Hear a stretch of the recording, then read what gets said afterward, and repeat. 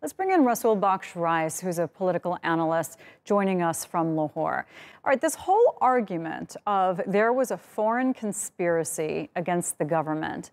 Now, when you listen to what was said in those leaked diplomatic communiques, I mean, that's really nothing that we haven't seen before in other cases, that other countries will try to put strong pressure on other nations so that their own interests are protected. They'll try to threaten them. They'll say, we're not going to support you. Is there an indication that Imran Khan's party actually believes that this is some kind of conspiracy to overthrow the government? Or is it just a last-minute attempt to save their own hides? I think they have been saying about it, talking about it to the media and to the entire Pakistani nation that there is a foreign power, and he was not willing to name it, but there was a slip of the tongue in a big public rally that hundreds of thousands of his supporters attended in Islamabad, and he mentioned the name of that country. And there is a history of that country being involved in regime change, and that is quite plausible.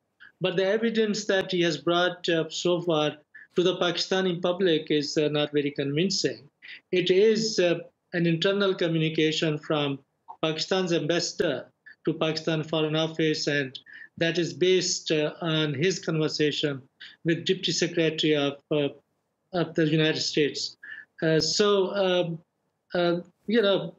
don't know whether that is a threat, but the issue is that the elite-driven politics of Pakistan, and in this democracy, ultimately it is 172 members of the parliament that determine the fate of a government.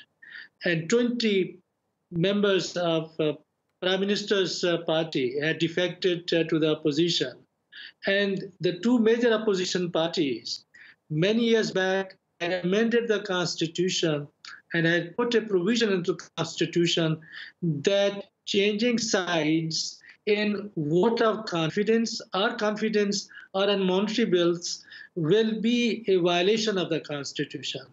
And Supreme Court was a forum where Imran Khan and his party approached and submitted their petition that they must give a ruling whether the votes of those under Article 69 or 63 would be counted if they change the party loyalties. And so far, we don't have any ruling. But in the middle of the night, even today, Supreme Court opened up its doors, and so did Islamabad High Court. And also, when that happened on April 3rd, the Speaker of the House did not allow voting for no confidence. The Supreme Court immediately opened up its doors again. So, you have to look at the entire structure of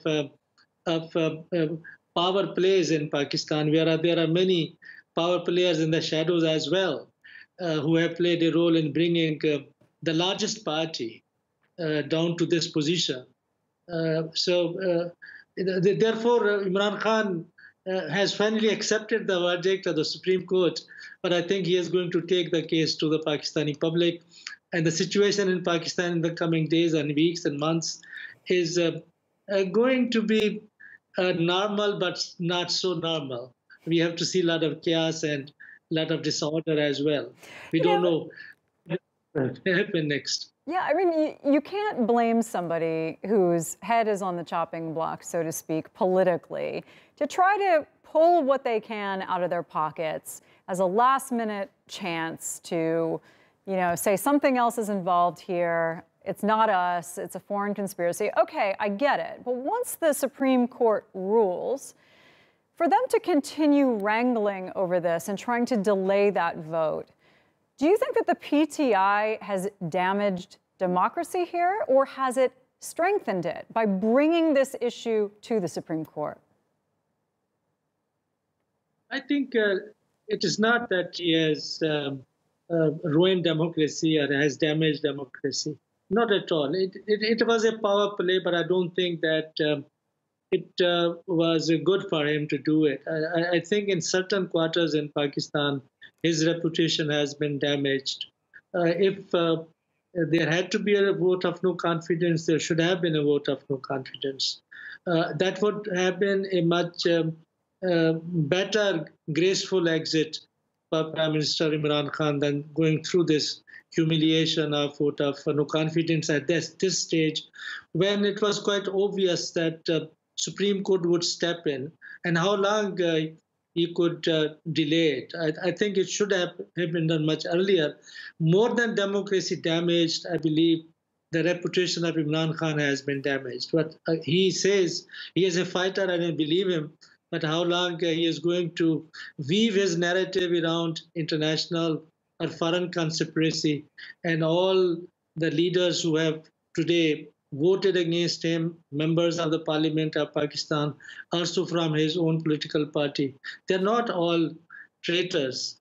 He may like people to believe it, but I think he had to look into his own governance, his own choices of making allies, or even his first choice to coming into power when his party had plurality of votes, but had no majority and had to depend on the votes of much smaller parties. And they took a pound of flesh out of the power politics. Yeah, I mean, it's stunning. It's really risky because sometimes when you bring something to the Supreme Court, it's healthy for the Constitution because then it establishes a precedent.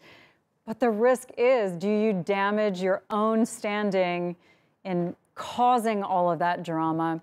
In the meantime, let's go to Rasul Bakhsh Rais again, our political analyst who is there in Lahore. So once we saw that Supreme Court ruling, and even though they waited till literally the 11th hour, till just before midnight, which was the deadline that the Supreme Court gave constitutionally for this vote to happen, it would seem that order has been restored. The Supreme Court said this is what needs to happen under the Constitution. It is now happening. But given the fact that the Prime Minister has called potentially for large-scale protests, that he may pursue this theme of there being all of this foreign conspiracy, does this lead to a period of unrest? Is this actually the beginning of not order, which is the opposite of what you would hope that the Supreme Court would bring? That apparently happens to be the plan of the PTI and former Prime Minister Imran Khan. He is going to take to the street and agitate in every part of the country.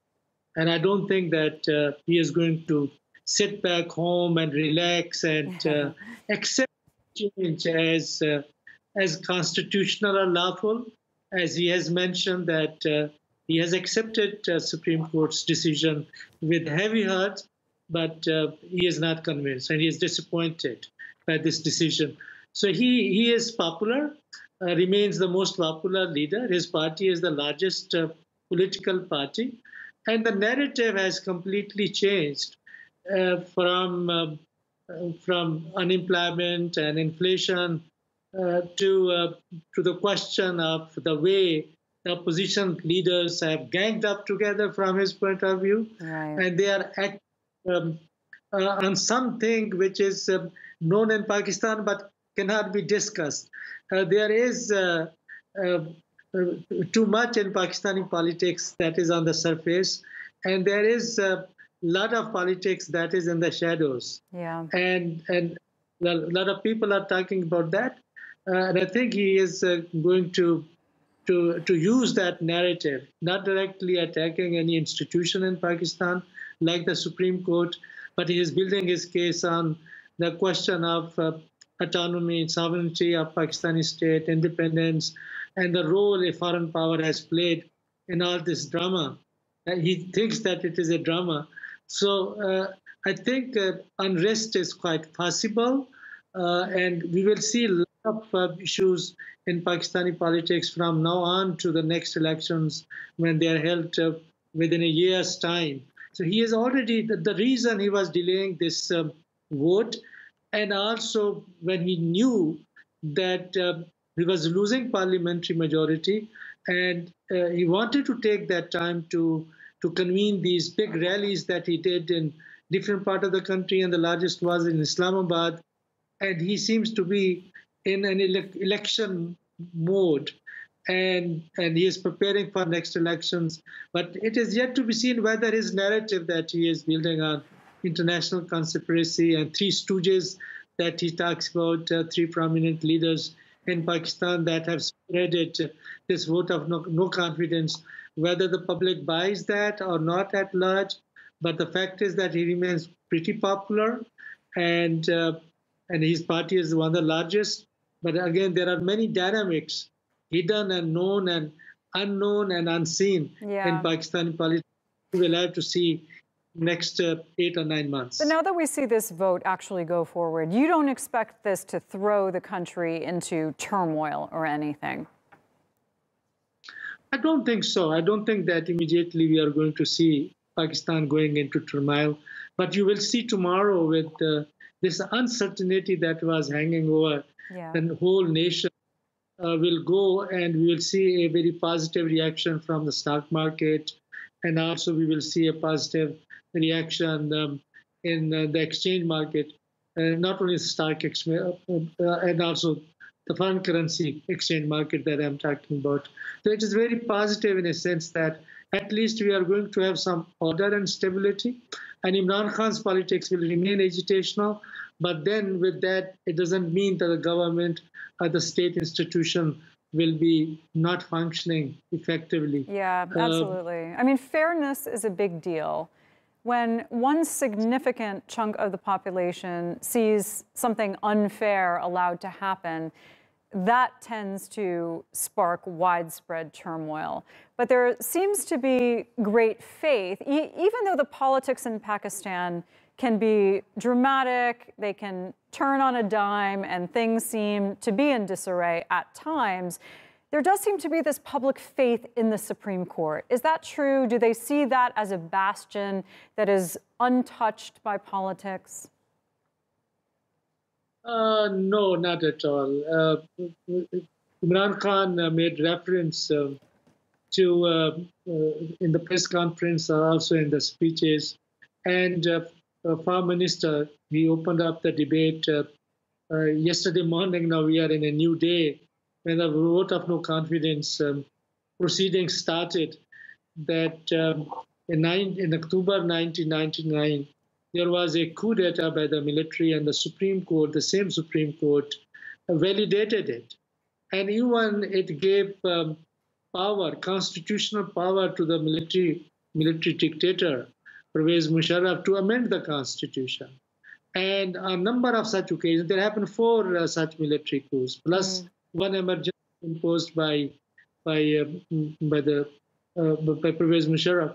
So in such cases, the decisions of the Supreme Court are mixed. Okay. In some cases, they are in some cases, they are not. So I don't think it is consistent. And Supreme Court has become controversial, I must say that. And this decision is being hailed by the opponents of Imran Khan as the victory of democracy and constitutional politics, while the other side, with Imran Khan and his party, believe that the way the Chief Justice of Pakistan took suo motu action. He himself convened the meeting of the Supreme Court, got the doors opened when it was a weekend. Well, there could be petitioners next morning on Monday. He did it on Sunday. So they are raising questions about impartiality, and they will continue to hang over this decision and politics in the coming days. Got it. Okay, that kind of detail is really good to know. Thanks so much for that.